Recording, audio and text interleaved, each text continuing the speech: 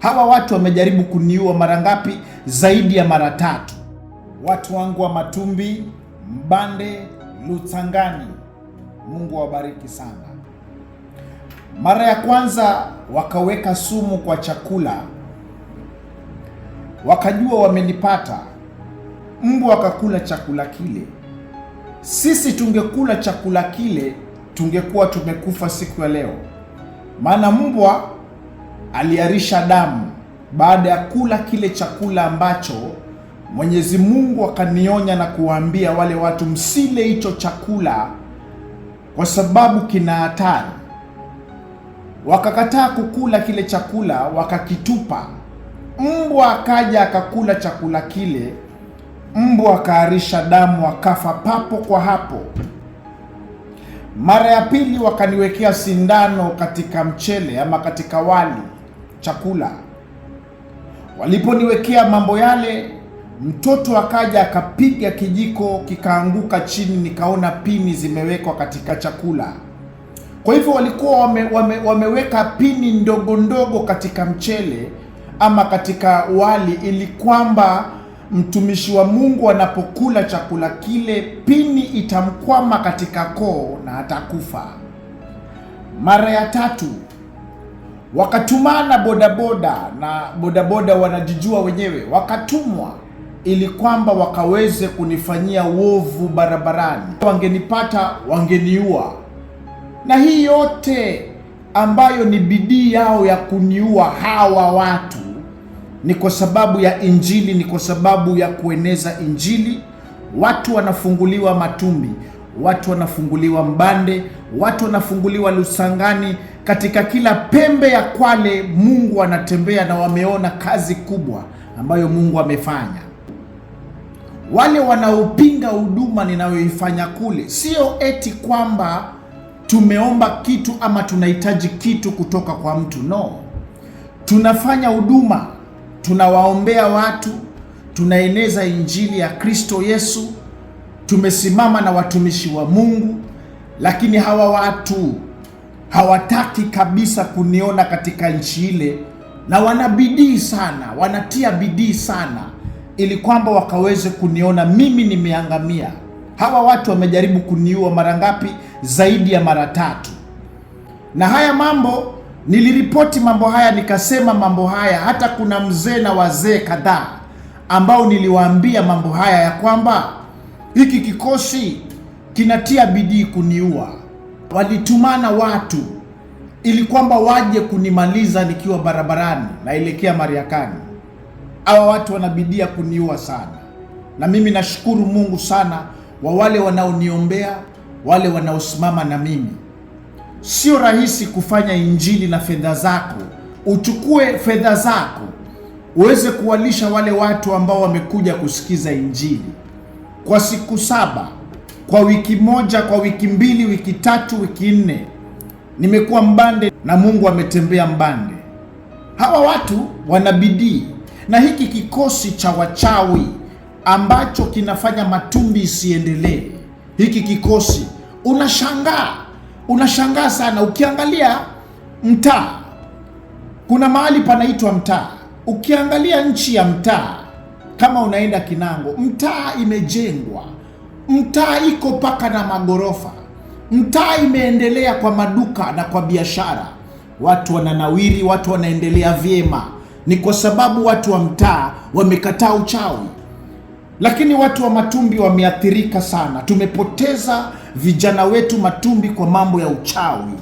Tumepoteza watoto wadogo, tumepoteza vijana ambao bado wangali na miaka ya kuishi, lakini kwa sababu ya uchawi watu wanaangamia, watu wanauawa, kafara zinatolewa za watu Matumbi, Mbande, Lusangani.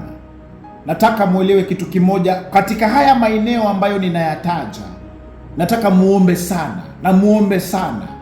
Wewe ambaye uko katika maombi, wewe Mkristo, omba sana, kwa sababu hiki kikosi kimepanga na watu wataangamia kabla ifike Disemba. Nataka nikuhakikishia kwamba hawa watu kile wamepanga ni kibaya, lakini nani kama Mungu? Mungu ametayarisha kombora ambalo linakwenda kuwaangukia hawa wachawi. hiki kikosi cha wachawi Matumbi ambacho kimetia bidii kuniua, hiki kikosi wananijua na mimi nawajua wao. Na nataka niwaambie kitu kimoja katika jina la Yesu Kristo, Mungu aishie, aliyezifanya mbingu na nchi. Munaweza kushinda wanadamu, munaweza kuwapepeta wanadamu kama ngano, lakini hamwezi kumshinda Mungu. Hauwezi kushinda Mungu. Na ndiposa nataka niwatie moyo watu wa Matumbi, watu wa Mbande, watu wa Lusangani. Nataka niwatie moyo ya kwamba hii nchi lazima itakombolewa. Huu mwaka hautaisha, mutaona mabadiliko makubwa sana. Huu mwaka hautaisha. Wale ambao walikuwa hawashiki pesa watashika pesa. Wale ambao wamejaribu kuwa na mke na kuhakikishia itawezekana. Nataka niwaelezee watu wa Mungu, watu wa Mariakani, tukienda Mariakani Vitakaviri, tupite kabisa tuelekee mpaka Ngeeni, tupite kabisa tuelekee mpaka Matumbi, twende mpaka Mtaa, twende moja kwa moja tukielekea mpaka Kinango. Mungu anakwenda kuachilia ufagio ambao utawafagia hawa watu. Na nataka niwahakikishie, if I be a prophet of God, hawa watazikana mmoja mmoja. Hakuna mtoto ambaye ataangamia kabla ya wakati wake. Hakuna mama ambaye atapata mimba itoke ama mtoto afe. I want to promise you one thing. Kuna Mungu, na huyu Mungu hawezi kushindwa, na atawafagia wote.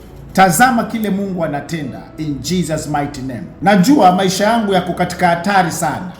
Maisha yangu yako hatarini. Hawa watu wamenipangia maovu sana. Hawa watu wamejaribu kila aina ya njia kuangaisha familia yangu. Wamejaribu kila aina ya njia kuhakikisha wamenimaliza mimi. Lakini Mungu amenilinda siku zote. Walijaribu kwa chakula, wakaniwekea sumu. Ile sumu si kula chakula kile. Ile sumu iliua mbwa. Mbwa akafa, akaarisha damu, akafa. Mara ya pili nilipokuwa nataka kula mchele ule, nimedunga kijiko nataka kuweka mdomoni, mtoto akaja mbio akapiga mkono wangu, mchele ukaanguka chini. Ulipoanguka chini chakula kile, nikaona pini ndogo ndogo wamenitega. Mara ya tatu wakanitumia watu kuniangamiza. Hawa watu wanajijua, na wengi ni mabodaboda walikuwa pale wakatumwa. Na hawa watu waliowatuma munawajua, walitaka kuniua. Na wale watu walionifuata na pikipiki wanajua kiwango ambacho waliniumiza. Nataka niwaeleze kitu kimoja, atuvunjiki moyo. Lazima nchi itakombolewa, lazima Kwale ikombolewe, lazima watoto wasome, lazima watu wapate kazi, lazima maisha ya watu yanawiri. Watu hawataishi ni kana kwamba ni wanyama, hakuna hiyo. Nchi ya Kwale lazima itakombolewa. Nchi ya Matumbi, Mbande, Lusangani itakombolewa. Unajua hiki kikosi cha wachawi, hata nikiweka crusade, lazima watatumana mtu akuje pale ahakikisha ameweka vitisho, crusade isiendelee. Jamani, mtu anahubiri tu, mtu anapeana neno la Mungu tu, na watu wanafunguliwa. Kwa kweli hamtaki watu wafunguliwe, kwa sababu nyinyi ndio mumefunga anga ya Matumbi. Nyinyi hamtaki mhubiri yoyote pale. Kile mnataka ni kucheza na maisha ya watu. I want to promise you one thing. Yuko Mungu mbinguni, atawajibu. That one I can promise you. And God bless you so much. In Jesus' mighty name.